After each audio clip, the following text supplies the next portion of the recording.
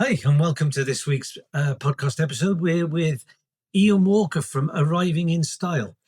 He's got a car hire business, and we met in a wedding fair in Bristol. It's fascinating chatting to him, and he's going to share some tips and tricks and hopefully help you save a lot of stress if you're booking your car hire business.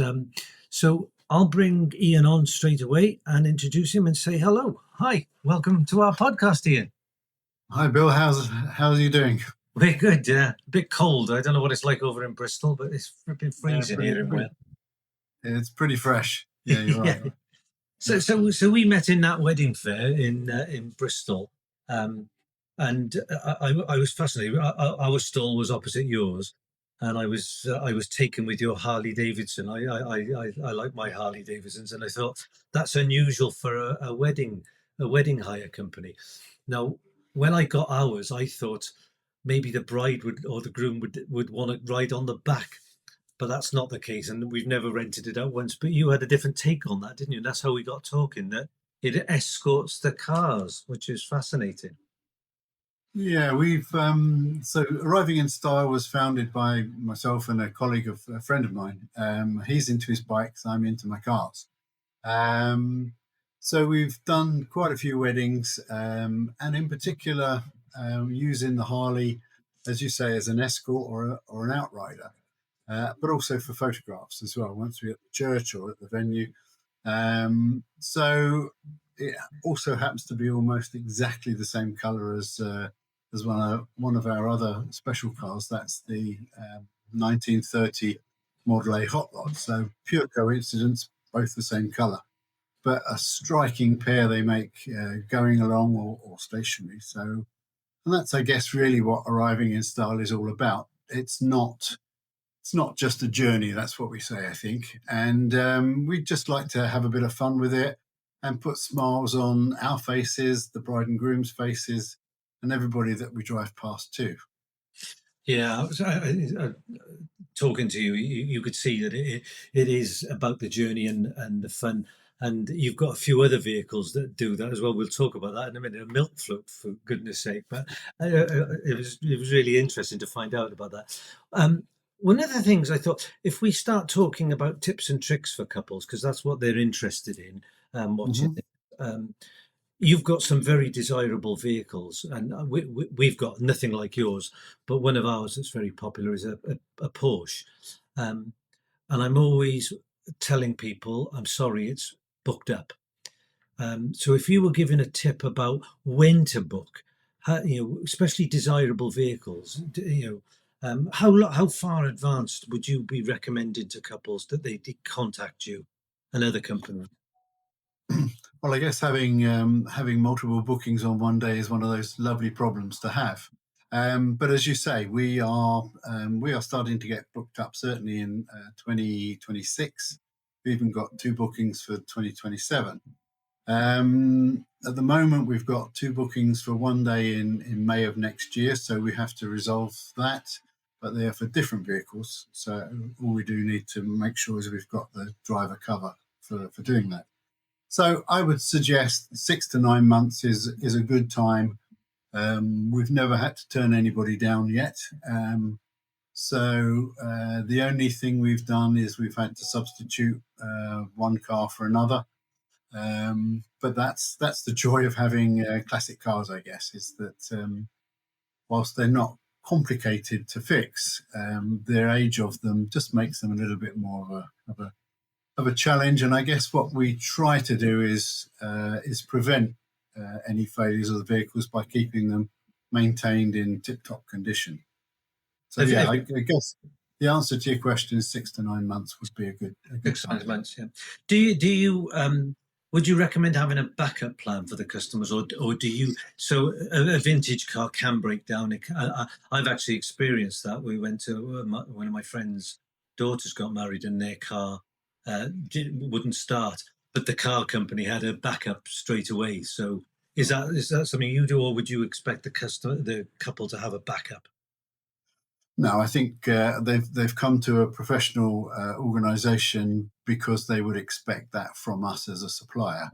And yeah, the joy of having multiple vehicles is that we can usually cover that. Now, I guess if you're wanting the milk float, and perhaps we'll talk about that in a minute. Yeah. If you wanted the milk float and you end up with a Rolls Royce, well, it's kind of different.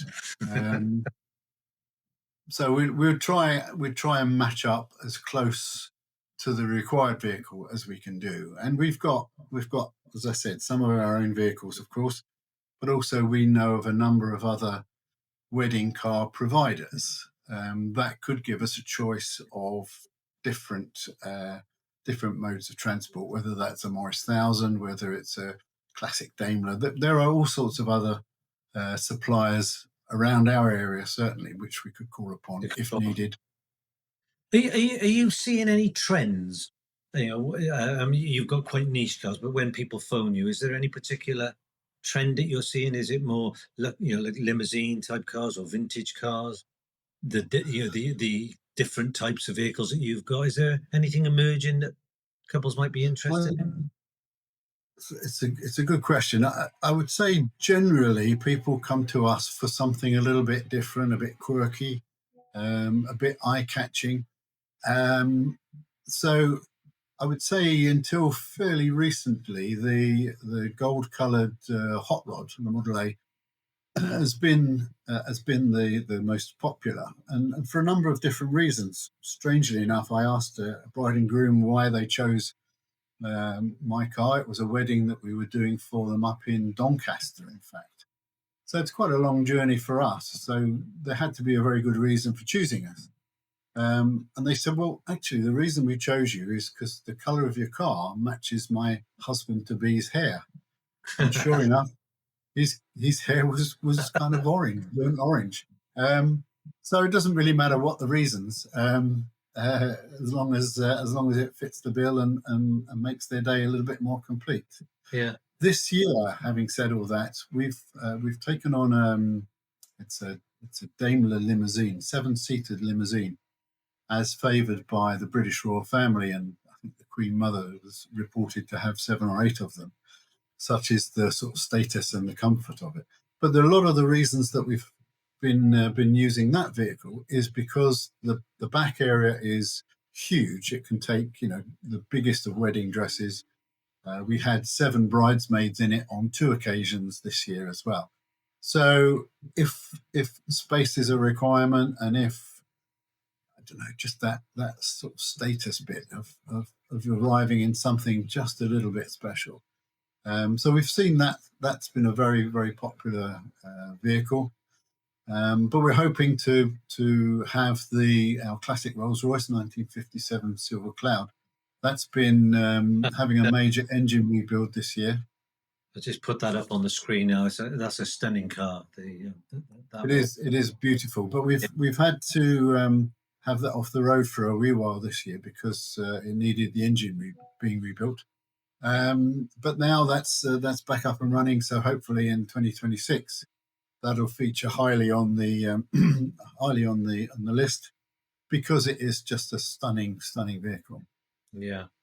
So when you're chatting to couples, when they first make their initial inquiry, do you talk about how many vehicles they need? Because one of the things I've seen with our business is that as it gets nearer to the wedding day, they've realised that they haven't thought about bridesmaids, they haven't thought about best men, and then it's a bit of a scramble to quite often our vehicles, we've got a minibus and a second car, but Sure.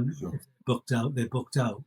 So um, do you advise on considering all guests, transportation being considered, or do you?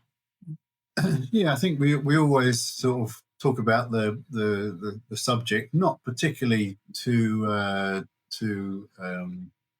get more money out of Yeah, no, the no. booking, but it's really to cover the aspects that perhaps the bride and groom hadn't really considered. I recall a wedding we did earlier this year down near Bristol, and the bride and groom, that was fine. They were going to use the gold-coloured hot rod, but then they wanted a minibus for the bridesmaids and the close family.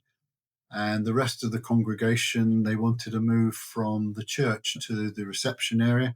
And we provided a double-decker bus, a London double-decker bus. It's not Yeah. something we have on our books, sadly, not yet. I don't think I'd get one of those on the drive, but we knew a man who could do it. And so, yeah, we were able to provide, it was 2 cars, the minibus and the double-decker bus. So, yeah, I think we've kind of, we like to cover it, or at least ask the questions, so there's no last-minute sort of surprises for the Yeah. bride. Yeah, another thing that we try to stress is that weddings now, particularly with registrars. I'm not sure what it's like in Bristol, but since COVID, we're so busy. The industry in general, every venue is packed. So the registrars are on tight schedules. So most of our weddings take place in our venue. So the registrars come to us, and we've got, let's say we've got a 2 o'clock slot. We try and plan and at least give the couples the heads up, about transport is such a key part for the bride arriving on time. And unfortunately, sometimes that gets lost in translation. And how do you cope with that? Have you got any tips that you can share to the couples? Well, I think, as you say, it can be quite a tightly orchestrated event. I guess our answer to that would be we always try and get to the pickup location, if that's a house or hotel or whatever. We always try and allow at least 30 minutes of contingency. And we do that in part because you never know quite what the British roads systems are going to be like, roadworks, traffic lights, or accidents. But also, it gives everybody the opportunity to relax one step further. There, the car's here, and we can take some photographs with the car before everybody gets in. So I think my simple answer to you there, Bill, is allow plenty of time.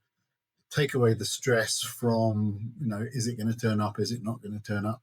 It gives us also the opportunity to do last minute finishing touches to ribbons or bows or whatever are the requirements of that particular vehicle requirement. So yeah, I think that would be my take. Allow plenty of time. You just touched on something there, which is interesting. Ribbons, and what do you provide? What do other car companies provide? What should people check? I know when we met at the showcase, you were very smartly dressed in your suit, and I've seen some cars that have turned up at our venue, with no ribbons, a shabby driver, lovely car. And maybe it was a family friend. I don't know the details, but I think it's important to check what you're getting when you book a car company. And do you feel that's Yeah, absolutely. I think you only get sort of one chance to make a first impression, and I think that's yes, they're buying into the car, but it's more than just the car. It is, as you said, the driver. It's how the car is finished and decorated. We provide as a standard to our sort of hire package, if you like, always ribbons and bows on the cars, and that can be the traditional white or cream, but we also can do any number of other colours based on the theme of the wedding, and whether that's dark blue. We did red ones this year.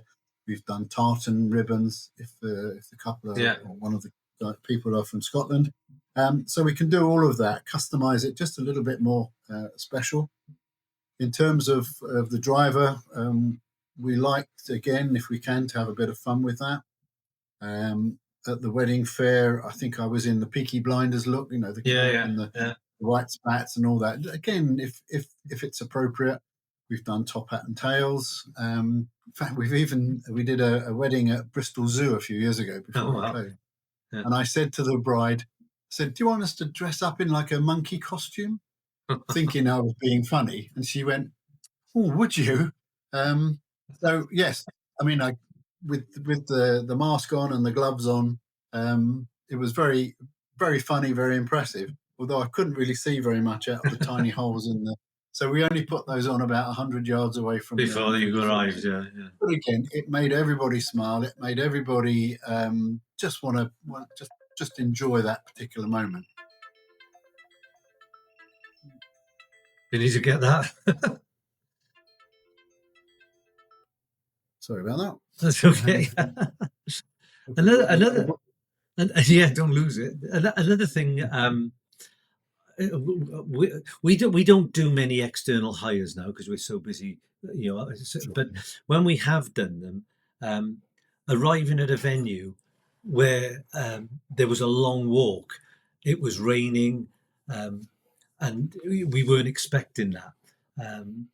So have you had any horror stories, or would you any advice about planning before talking to the venue before where's the car going to park, and also, I'm sure you've come across this where you're picking up the couple or the bride, and you can't park outside their house. So we always try to say, can you block some space off it? But sometimes it's just not possible, is it? Have you had any stories that you could share with the couples you've heard from? Yeah, I guess probably the biggest horror story was actually last year when I did my son's wedding. Oh, right, yeah. And it was in the middle of July, guaranteed sunshine, except it absolutely poured down that particular day. And it was such a shame because they'd organised an open top double decker bus to go around the town. My car, obviously, for the bride and groom, and from where I could drop them off to the reception venue was probably 100 meters walk.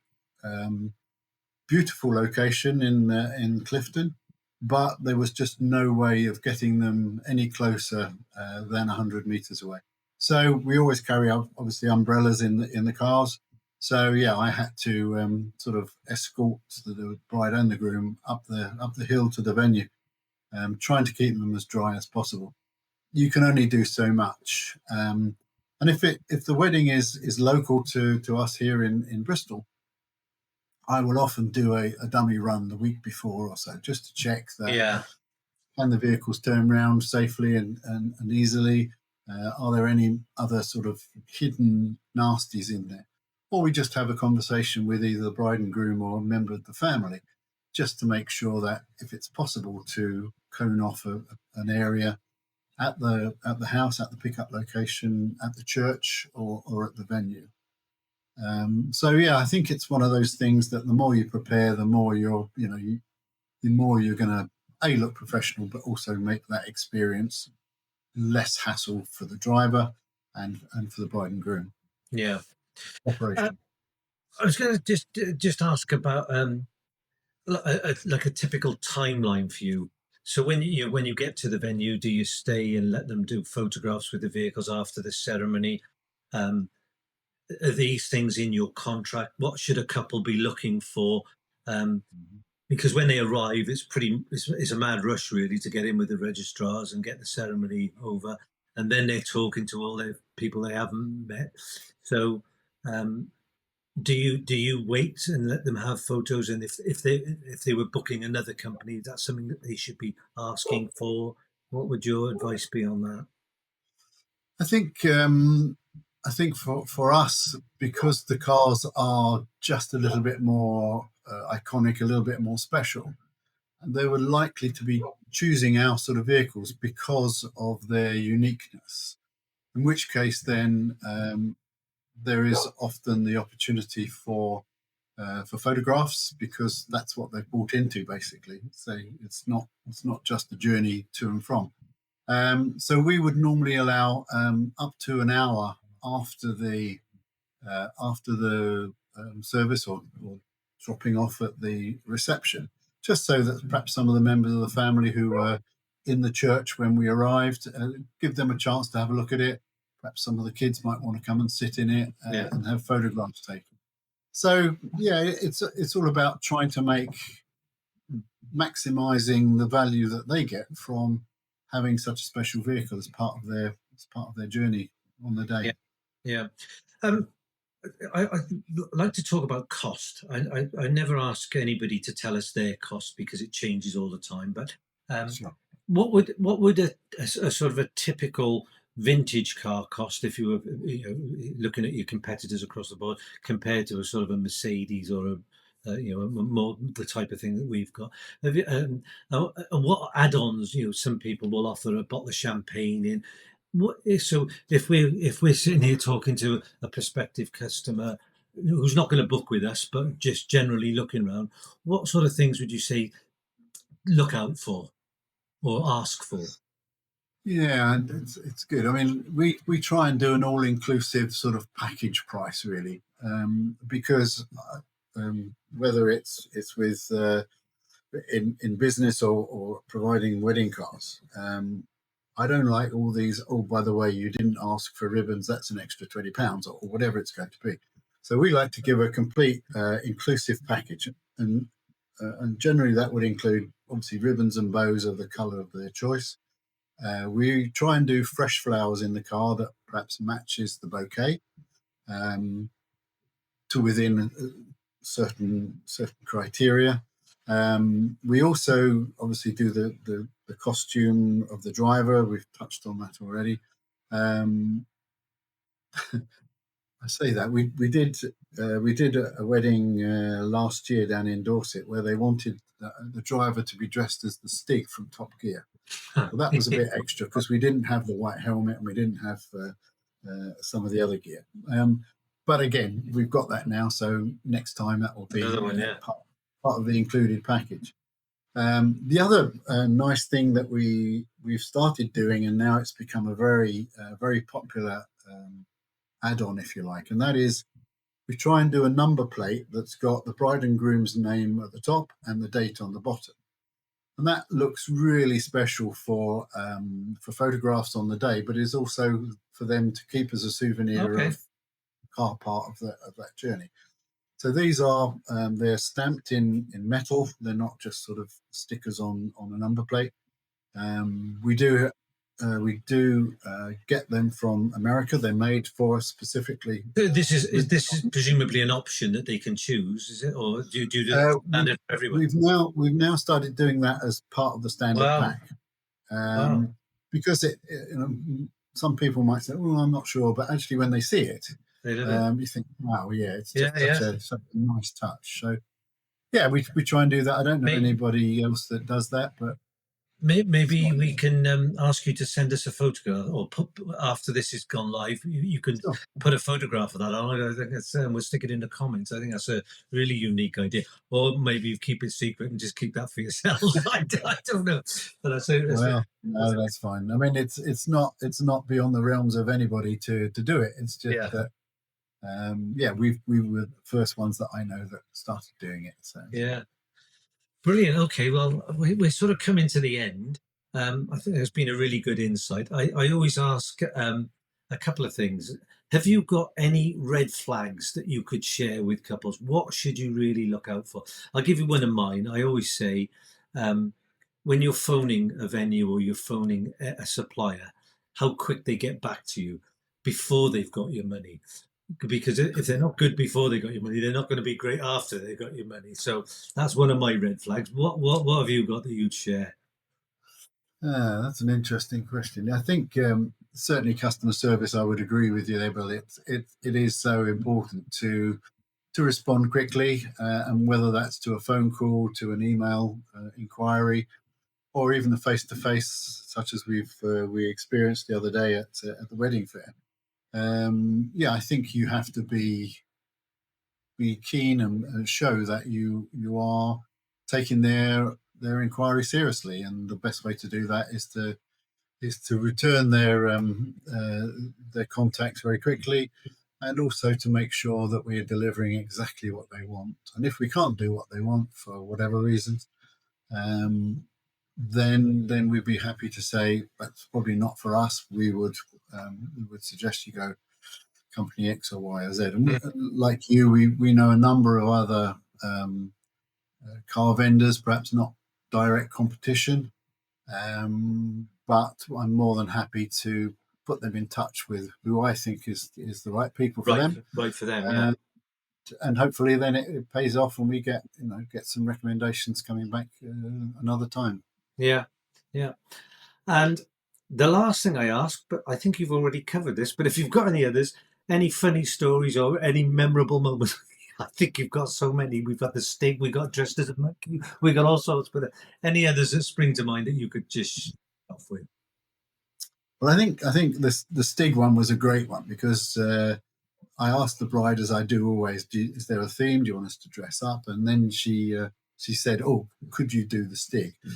And I spoke to a friend of mine who's another driver, and he managed to get hold of the white ovals and stuff.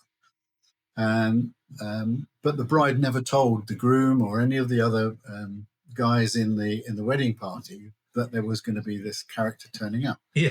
And it was a beautiful location, outdoors in Dorset, and so I delivered the bride and her father to the venue, and that was lovely, and lovely cars, and the groom and the best man, they were real true petrol heads. And then as the bride and her father walked up the aisle between the chairs laid out on the lawn, suddenly out between the trees jumped my friend, dressed as the Stig. And you could see all the guys going, "Oh, that must be, oh no, he's there." And they couldn't work out who it Who it was that was. was dressed as the Stig. And that Stig was in every wedding photograph that whole day. He was playing croquet on the lawn with the bride's mother. It was just a great memory. And I'm sure the wedding photographs will be great, but they'll be even better because there was that strange character, the Stig, who was getting in on every opportunity. So yeah, we have fun with it, and that's, I think, probably the takeaway from arriving in style as well. Yeah, I think that's my takeaway from this. You obviously enjoy what you're doing, and it comes across really loud and clear. Um, Thank you for that. That's amazing. Sharing all that insight. Hopefully, our couples, anybody watching this, will get something from it. Hopefully, you get some bookings from it as well, which would be great. But I'll say goodbye now, and thank you ever so much for coming on. I'll just say goodbye to all our guests, and I'll come back to you now just shortly. There we are. That wraps up today's thing. Please, if you've liked today's episode, think considering like and subscribing. It will be amazing for us. And we'll see you on the next one. All the best. Bye bye.